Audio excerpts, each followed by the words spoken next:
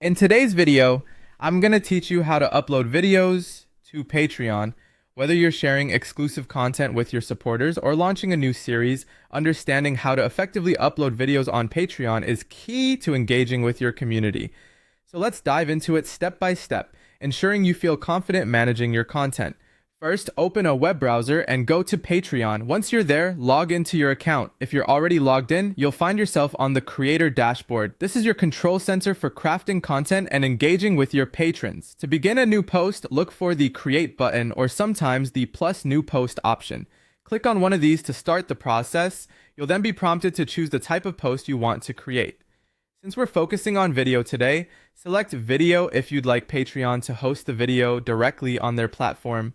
Alternatively, if you have a video hosted elsewhere, such as YouTube or Vimeo, choose image and text to embed it. Now let's go through uploading your video. If you're uploading directly to Patreon, click on Upload Video. This will prompt you to select the video file from your computer.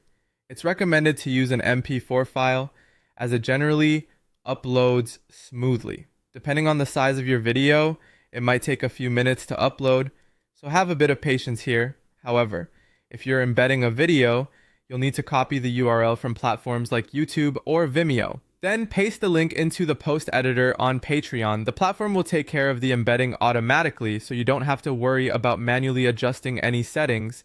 Once the video is uploaded or embedded, it's time to add some finishing touches. Start by titling your post. Aim for something catchy yet descriptive to grab your patrons' attention. Beneath the title, write a description that gives your audience insight into what your video is about. This is also the place to express any specific messages or details you want your viewers to know. Adding tags or topics is the next step, which will help organize your content and make it easier for patrons to find related posts. Lastly, after you fine-tune the details to your satisfaction, it's time to share your creation with the world. Click on Publish, and your video post will be live for your patrons to view and enjoy.